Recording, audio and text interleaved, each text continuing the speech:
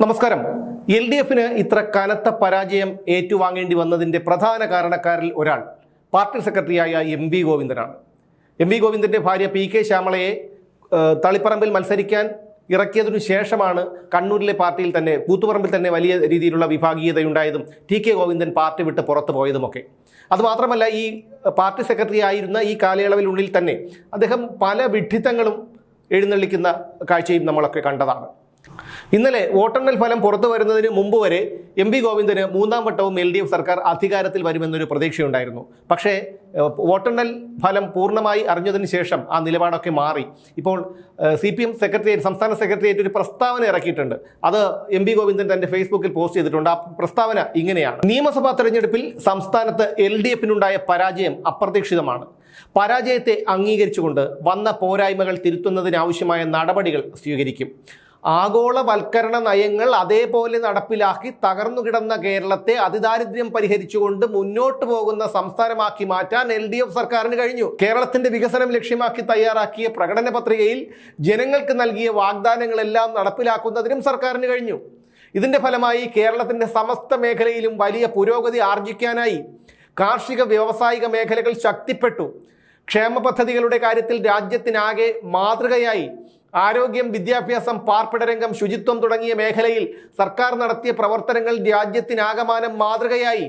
രാജ്യത്താകമാനം ന്യൂനപക്ഷങ്ങളും ജനാധിപത്യവാദികളും ആക്രമിക്കപ്പെട്ടപ്പോൾ അതിൽ നിന്നും വ്യത്യസ്തമായി മതസൗഹാർദ്ദത്തിന്റെ നാടായി കേരളത്തെ മാറ്റാൻ LDF സർക്കാരിന് കഴിഞ്ഞു. നീതി ആയോഗിന്റെ കണക്കിൽ ഇന്ത്യയിലെ ഏറ്റവും മികച്ച സംസ്ഥാനമെന്ന നിലയിൽ കേരളം വളർന്നു. മതരാഷ്ട്രീയ രൂപീകരണം ലക്ഷ്യം വെച്ചുകൊണ്ടുള്ള കേന്ദ്ര സർക്കാരിന്റെ നടപടികൾക്കെതിരായുള്ള പോരാട്ടത്തിലും ഫെഡറലിസം സംരക്ഷിക്കാനുള്ള സമരത്തിലും ശക്തമായ നിലപാടുകൾ സ്വീകരിച്ചു. ജനകീയ പോരാട്ടത്തിനോടൊപ്പം കോടതികളിലും അത്തരം സമരങ്ങൾ തുടർന്നു. ഇത് രാജ്യത്താകമാനമുള്ള ജനകീയ രാഷ്ട്രീയത്തിന് കരുത്തു പകരുകയും ചെയ്തു.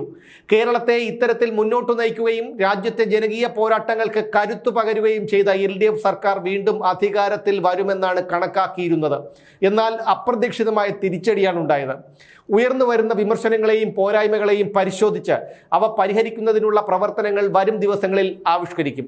കേരള നിയമസഭയിൽ BJPക്ക് 3 സീറ്റ് നേടാനായി എന്നത് അതീവ ഗൗരവമുള്ള കാര്യമാണ്. ഈ 3 നിയമസഭാ മണ്ഡലങ്ങളിലും BJPക്കെതിരെ പൊരുതി നാമമാത്രമായ വോട്ടുകൾക്ക് പരാജയപ്പെട്ടത് LDF ആണ്. ഈ മണ്ഡലങ്ങളിലെല്ലാം UDF 3ാം സ്ഥാനത്തായിരുന്നു എന്നോർക്കണം. മതസൗഹാർദ്ദത്തിന് പേരുകേട്ട കേരളത്തിന്റെ മണ്ണിൽ വർഗീയ രാഷ്ട്രീയത്തിനെതിരായ പോരാട്ടം കൂടുതൽ ശക്തമായി മുന്നോട്ട് കൊണ്ടുപോകേണ്ടതിന്റെ പ്രാധാന്യം ഇത് ഓർമ്മിപ്പിക്കുന്നുണ്ട്. മാറി മാറി ഭരണത്തിൽ വരികയെന്ന കേരളത്തിലെ പതിവ് രീതിയെ മാറ്റിമറിച്ചുകൊണ്ടാണ് കഴിഞ്ഞ 10 വർഷക്കാലം LDF സർക്കാർ സംസ്ഥാനത്ത് ഭരണത്തിലിരുന്നത്. ജനങ്ങൾക്ക് നൽകിയ വാഗ്ദാനങ്ങളെല്ലാം ഈ കാലയളവിൽ പൂർത്തീകരിക്കാനും പ്രകൃതി ദുരന്തങ്ങളിലും മഹാമാരിയുടെ ഘട്ടങ്ങളിലുമെല്ലാം ജനങ്ങളെ അണിനിരത്തി മുന്നോട്ട് പോകാൻ LDF സർക്കാരിന് കഴിഞ്ഞിരുന്നു. LDFന് വോട്ട് ചെയ്ത മുഴുവൻ ജനങ്ങളെയും അഭിവാദ്യം ചെയ്യുന്നു. കേരളം നേടിയ നേട്ടങ്ങൾ സംരക്ഷിക്കാനും ജനകീയ ആവശ്യങ്ങൾ നേടിയെടുക്കുന്നതിനും പാർട്ടി പ്രതിജ്ഞാബദ്ധമാണ്. ഇങ്ങനെയാണ് CPMന്റെ സംസ്ഥാന സെക്രട്ടേറിയറ്റ് ഇറക്കിയിരിക്കുന്ന പ്രസ്താവന. തോറ്റ് നാണം കെട്ട് നൂൽബന്ധമില്ലാതെ പൊതുജനമധ്യത്തിൽ നിൽക്കുകയാണ് CPM. പക്ഷെ എന്നിട്ടും പറയുന്നത് BJP 3 സീറ്റ് പിടിച്ചെന്ന്. ഇനി ഈ പ്രസ്താവന നോക്കൂ, എന്തെല്ലാം കള്ളത്തരങ്ങളാണ്. കോടതിയിൽ വരെ പോരാട്ടങ്ങൾ നടത്തിയെന്ന്. പാർട്ടി കൊലയാളികളെ രക്ഷിക്കാൻ കോടിക്കണക്കിന് രൂപയാണ് പൊതു ഖജനാവിൽ നിന്ന് അധമനായ ഈ മുഖ്യമന്ത്രി നേതൃത്വം നൽകിയ സർക്കാർ ചെലവാക്കിയത്. കാർഷിക മേഖലയിൽ വലിയ വളർച്ചയുണ്ടായി എന്ന് പറയുന്നു. കാർഷിക മേഖല എത്രയോ കർഷകർ ആത്മഹത്യ ചെയ്തു. കേരളയിലുണ്ടാക്കി.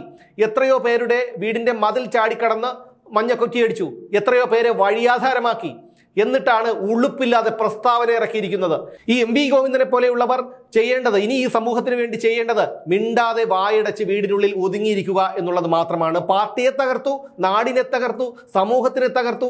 അങ്ങനെ എന്തെല്ലാം വൃത്തികേടുകൾ ഈ ഇടതുപക്ഷ പ്രസ്ഥാനം കേരളത്തിൽ ചെയ്തു. കേരളത്തിൽ ഇപ്പോഴും ഭരണവിരുദ്ധ വികാരം കൊണ്ടല്ല ഈ തോൽവി ഉണ്ടായതെന്നാണ് MV ഗോവിന്ദൻ ഉൾപ്പെടെയുള്ളവർ പറയുന്നത്. ഇത്രയും വികസനങ്ങൾ ഉണ്ടാക്കിയിട്ടും കേരളത്തിലെ ജനങ്ങൾ എന്തുകൊണ്ടാണ് LDFനെ മടക്കിക്കൊണ്ടുവരാത്തത് എന്നുള്ള കാര്യം, അതും പൂർണ്ണമായിട്ടുള്ള തകർച്ചയിലേക്ക് പോയി. ഇപ്പോഴും തോൽവിയുടെ യഥാർത്ഥ കാരണം ഉൾക്കൊണ്ട് അതിനെ മനസ്സിലാക്കി പൊതുജനങ്ങളോട് ആ തെറ്റു തിരുത്തുന്നു, ഞങ്ങൾ തെറ്റ് തിരുത്താം, ഇന്ന തെറ്റുകൾ ഞങ്ങൾക്ക് പറ്റിപ്പോയി എന്ന് പറയുന്നതിന് പകരം വീണ്ടും വീണ്ടും ന്യായീകരിച്ച് മെഴുകുകയാണ് ഗോവിന്ദൻ. കേരളത്തിലെ പൊതുസമൂഹം ഇത് കണ്ടുകൊണ്ടിരിക്കുകയാണെന്ന് ഇനിയെങ്കിലും ഈ മണ്ടശിരോമണികൾ മനസ്സിലാക്കണം.